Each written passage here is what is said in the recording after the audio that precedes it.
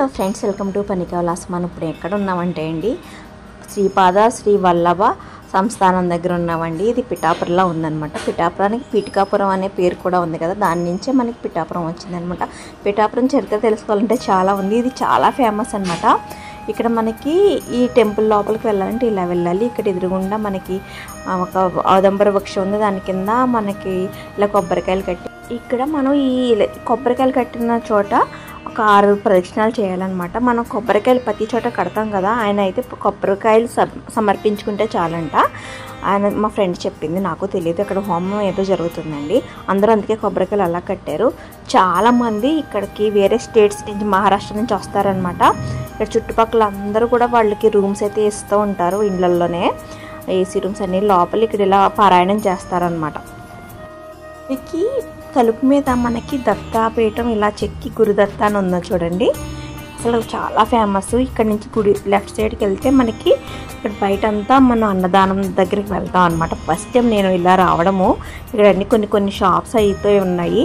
నేను కొంచెం మా ఫ్రెండ్ చూపిస్తే నేనే చాలా ఆశ్చర్యపడ్డాను అనమాట. ఫస్ట్ టైం నేను ఎట్లా మనకి పిఠాపురం వస్తాం కానీ ఇంత ఫేమస్ అని నాకు తెలియదు. ఫేమస్ అని తెలుసు కానీ ఇంతమంది వస్తారా నాకు అసలు గుర్తులేదు. ఈ టెంపుల్ మొత్తం అంతా ఎంతో దూరం నుంచి వచ్చారో అనమాట. ఇక్కడ చాలా కొన్ని చీరలు, కొంచెం దేవుడికి సంబంధించినవన్నీ ఉన్నాయి. ఇక్కడ అన్నపూర్ణ అని ఉంది. ఫుడ్ రోజు డైలీ ఫుడ్ పెడతారనమాట. ఇక్కడ మనకి కొన్ని టెంపుల్స్లో ఇలా సంస్థానాల్లో మంచిగా ఫుడ్ పెడుతున్నారు కదండి.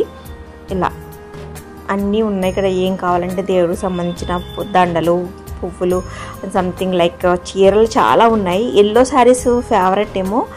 పిఠాపురంలో గోపాల్ బాబా ఆశ్రమం ఒకటి ఫేమస్. మనకి కుక్కటేశ్వర స్వామి టెంపుల్ పాదగా అంటారు కదా, ఇది కూడా మనకి ఫేమస్ టెంపుల్స్ అన్నమాట.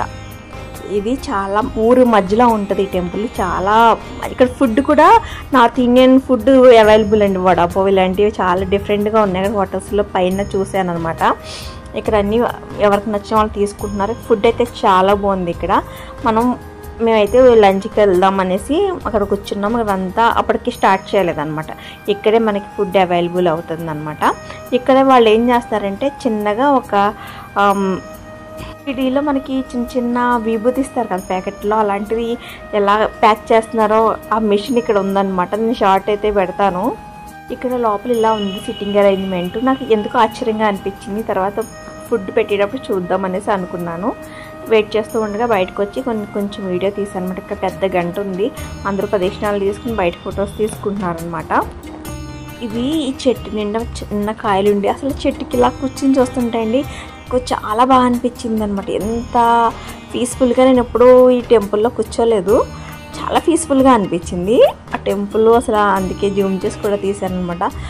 పక్కనే అన్నీ మంచిగా ఉన్నాయి. ఇక్కడ అంతా మా హోమం అంతా ఎంట్రన్స్.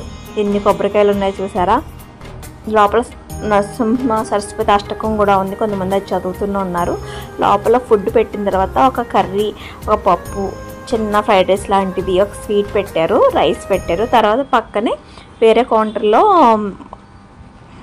సాంబార్ పెట్టారనమాట. చాలా బాగుంది ఫుడ్ అయితే. తర్వాత మజ్జిగ గ్లాసుల్లో ఇస్తున్నారు.